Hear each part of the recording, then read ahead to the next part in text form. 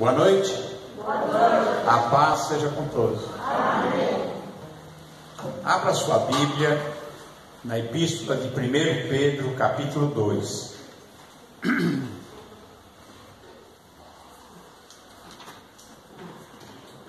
Pedro 2.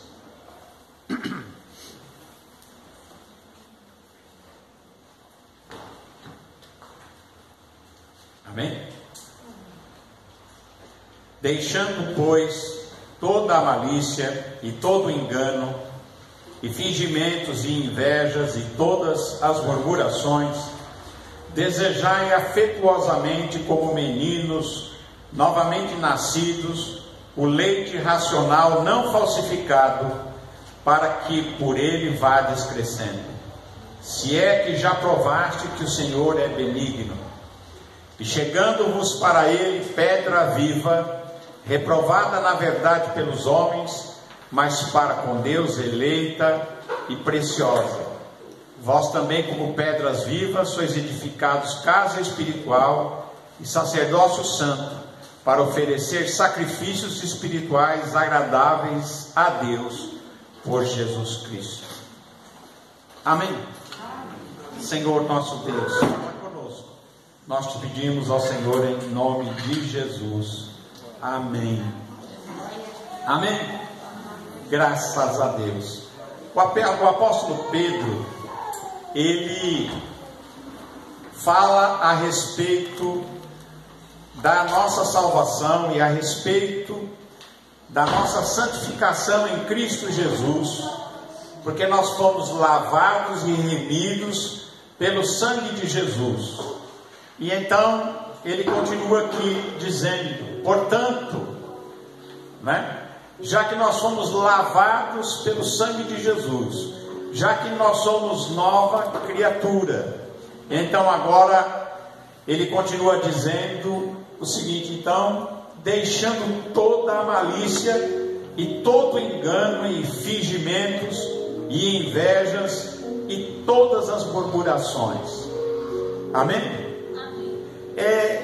Quando nós nos convertemos a Cristo, quando nós nascemos de novo, tem muita coisa que a gente tem que deixar, não tem? Amém? A palavra de Deus, ela diz aqui que a gente tem que deixar. Aqui o apóstolo Pedro, ele fala isso aqui da malícia, do engano, de fingimentos e invejas e murmurações. Mas tem muito mais coisas que a gente tem que deixar. É ou não é? A gente não pode pensar que a gente vai para o céu e que a gente vai passar diante de Deus, diante do raio-x de Deus. Nós vamos passar sem que Ele perceba que a gente não deixou as coisas para lá. Amém? Por isso que Ele diz: deixe tudo. E aqui ele fala a respeito dessas coisas aqui. Ele fala a malícia, deixando a malícia, deixando o engano, deixando o fingimento, deixando a inveja, deixando as murmurações. E nós poderíamos dizer um monte de coisas que a gente tem que deixar.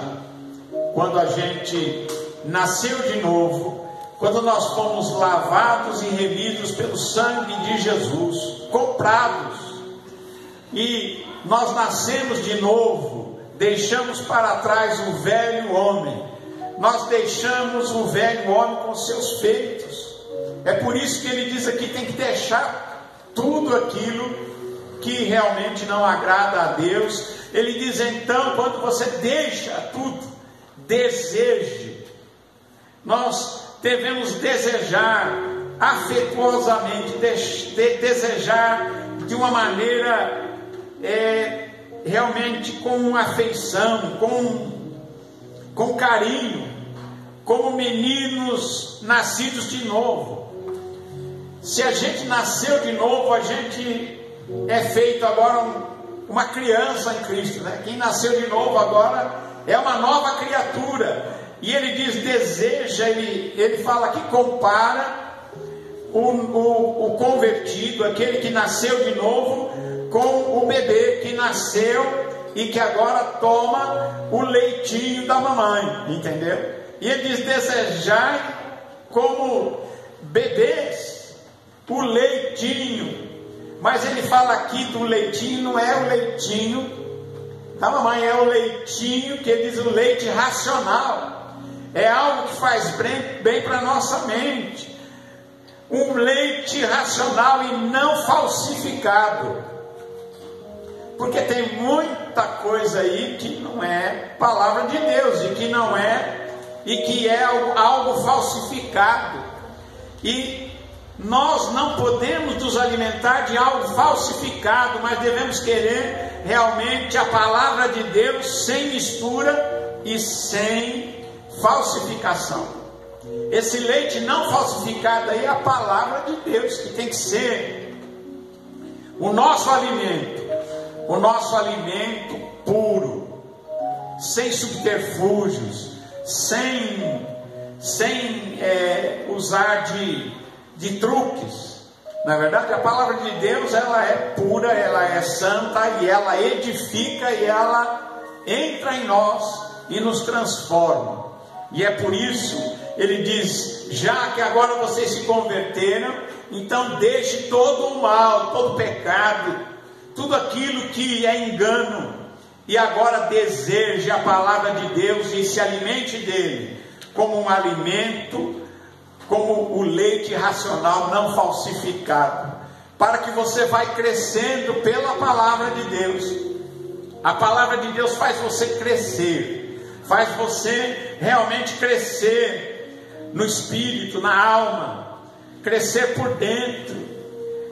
E ele diz: mas se é que já provastes que o Senhor é bom, que o Senhor é benigno, então se você provou que Deus é bom, que Deus é realmente bom, então se chegue a Deus, se chegue a Jesus, porque Ele é uma pedra viva.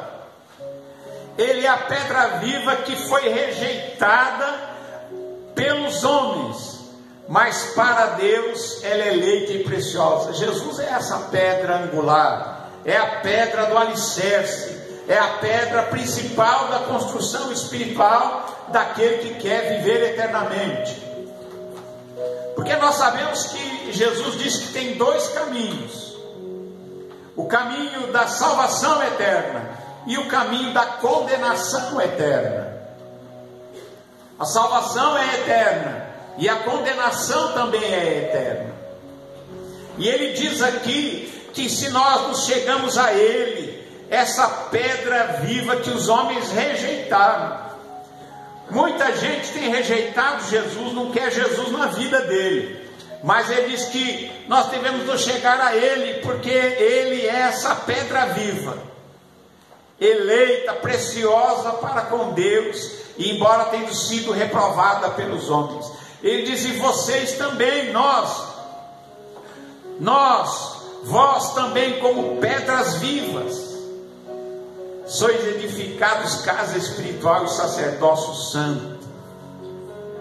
Já pensou como é que Deus diz aí? Diz que nós somos feitos um edifício de Deus, pedras vivas. Cada um é uma pedrinha, cada um é uma pedrinha que vai formando a construção, a igreja de Deus na face da terra, o povo de Deus, o corpo de Cristo nessa terra, que é formado de cada um, de cada pessoa que se converteu a Cristo, encontrou a Jesus e agora vive uma vida não para si, mas para Cristo, porque ele diz: já não sou eu mais que vivo, mas Cristo vive em mim, disse Paulo.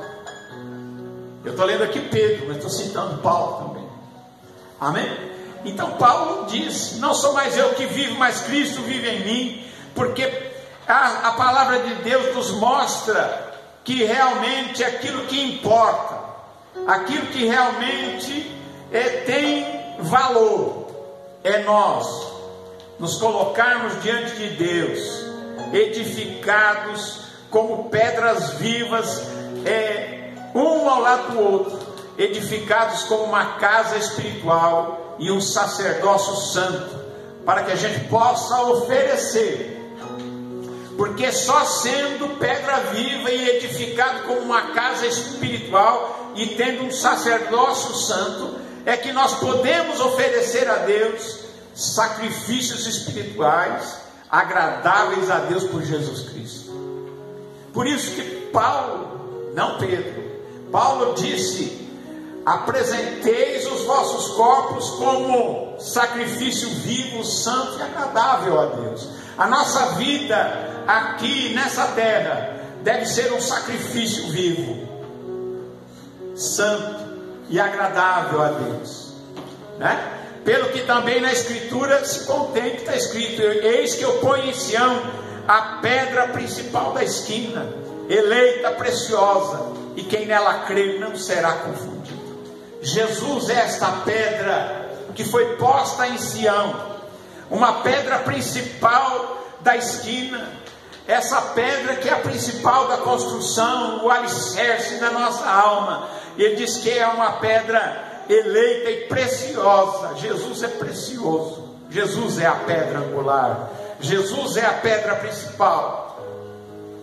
É por isso que aqueles religiosos da época de Jesus, o edifício deles ruiu. Por quê? Eles rejeitaram Jesus, eles rejeitaram aquele que era o Messias, aquele que era o principal, a pedra principal da construção. E eles que eram os construtores rejeitaram a principal pedra da construção do edifício de Deus, e por isso eles pereceram. E Jesus diz assim, a sua palavra diz que quem crê nele não é confundido. Quem crê em Jesus não é confundido, não fica confundido. Louvado seja Deus. Assim, para você que crê, quem crê aí? Deixa eu ver. Para você que crê, para aquele, assim para vós que credes, é preciosa. Jesus, para aquele que é obediente a Deus, aquele que vive no Evangelho conforme Jesus, conforme Deus, Jesus é precioso, é uma pedra preciosa, amém? Mas diz aqui também que para os rebeldes, a pedra que os edificadores reprovaram ou rejeitaram, essa foi a principal da esquina. Ele está dizendo aqui de quem recebe é preciosa, é uma pedra preciosa, mas para quem rejeita, ela é a pedra que sem ela a construção desaba. Ela é a pedra que dá o prumo, que dá a direção, que dá o alicerce e que faz com que a construção permaneça. E ele diz que aqueles que são rebeldes, Jesus se torna uma pedra de tropeço e uma rocha de escândalo para aqueles que tropeçam na palavra, sendo desobedientes, para o que também foram destinados. Então, Jesus é essa pedra angular, e nós temos que saber que ela é uma pedra preciosa, mas tem muita gente que tropeça nele. Tem muita gente que tropeça em Jesus, ao invés de ver que ele é uma pedra preciosa, eles tropeçam nessa pedra, porque são desobedientes à palavra, e sofrerão, é claro, a condenação. Mas vós que sois a geração eleita, o sacerdócio real, a nação santa, povo adquirido, para que anuncieis as virtudes daquele que vos chamou das trevas para a sua maravilhosa luz. Graças a Deus, né? Olha como Deus nos trata. Geração santa, geração eleita, sacerdócio real, povo adquirido, para que anuncie as virtudes daquele que nos chamou para a sua maravilhosa luz, nos tirou das trevas, da escuridão e nos colocou na sua luz. É por isso que quando nós nos convertemos a Cristo, a gente anda na luz, a gente não anda no escuro. Não podemos andar na escuridão, nas trevas, não é verdade? Mas aquele que conhece a Jesus, ele anda na luz, e ele colhe o bem. Quem anda na luz, irmãos, quem anda em Cristo Jesus, anda na luz, só colhe o bem. As coisas vão bem, a seu tempo. Deus vai moldando as coisas, e vai modificando tudo, e de repente, nós colhemos o melhor dessa terra. E se quiseres e me ouvires, comereis o melhor dessa terra. Se você quiser e ouvir a Deus, você vai ter o melhor dessa terra. Louvado seja Deus. Mas para isso nós temos que andar na luz, porque Deus é luz, Jesus é luz, e não há nele treva nenhuma. Vós que em outro tempo não eres povo, mas agora sois povo de Deus, que não tinhas alcançado a misericórdia, mas agora alcançamos em Cristo Jesus a misericórdia de Deus para as nossas vidas. Amém? Agora a gente alcançou misericórdia. Nós alcançamos, isso não é pouco, não, é muita coisa. Mas para isso, nós precisamos saber que a gente tem que dar valor ao que tem valor. Nós temos que dar valor à palavra de Deus, dar valor a Jesus, dar valor a essa salvação que nos custou tão cara, essa salvação que custou o sangue precioso de Cristo Jesus, como de um cordeiro imaculado e incontaminado, né? Ele que foi morto antes da fundação do mundo, mas que para nós Ele se tornou a nossa salvação, o perdão dos nossos pecados, e nos transportou para o reino de Deus, para que nós vivamos agora uma nova vida, e para que nós tenhamos a esperança da vida eterna e da imortalidade. Amém? A ressurreição do corpo, um novo corpo, eternidade, imortalidade. E ele diz mais: amados, peço-vos como peregrinos e forasteiros, que vos abstenhais das cobiças carnais que combatem contra a alma, né? As cobiças da carne que combatem contra a alma. Se abstenham disso, tendo o vosso viver honesto entre as nações, entre os gentios, para que naquilo que falam mal de vós como de malfeitores, glorifiquem a Deus no dia da visitação pelas boas obras que em vós observam. Amém? Louvado seja o nome de Jesus. Sujeitai-vos, pois, a toda ordenação humana, por amor do Senhor, quer ao rei como superior, quer aos governadores como por ele enviados, para castigo dos malfeitores e para louvor dos que fazem o bem. Porque assim é a vontade de Deus, que fazendo o bem, tapeis a boca à ignorância dos homens loucos. Nós fomos chamados para fazer o bem, para fazer aquilo que é bom, para realmente vivermos uma vida reta, uma vida separada deste mundo. Os conceitos desse mundo não servem para nós. Os conceitos desse mundo não são para nós, mas são para os loucos, os homens loucos. Aquele que é louco, os homens loucos, eles realmente caminham pelo caminho da ignorância, e eles terão como futuro a condenação eterna. Mas nós, como livres, e não tendo a liberdade para a cobertura da malícia, mas como servos de Deus, nós temos liberdade, mas não é para fazer o mal, não. Temos liberdade, livre-arbítrio, não para cobrir a malícia, mas sim como servos de Deus, como alguém que serve a Deus, alguém que é fiel a Deus e que sabe que a sua fidelidade a Deus terá uma recompensa eterna. Deus não vai ficar devendo nada para ninguém. A recompensa é eterna. Amém? Deus tem para você a eternidade. Honrai a todos, amai a fraternidade, temei a Deus, honrai o Rei. Amém? Que Deus abençoe a você e a sua casa, que Deus abençoe a sua vida. Nós oramos em nome de Jesus, e que você guarde essa palavra. Ele é a continuação daquela palavra que eu trouxe outro dia em 1 Pedro capítulo 1. Agora eu continuei ele, eu disse que não dava para continuar, mas eu terminei aquela que nós pregamos outro dia em 1 Pedro capítulo 1. Amém? Graças a Deus. Se você juntar os dois, você vai ter a mensagem completa. Se você está ouvindo só essa, volte a ouvir o outro também, que tem a primeira parte. Que Deus abençoe a todos em nome de Jesus. Amém.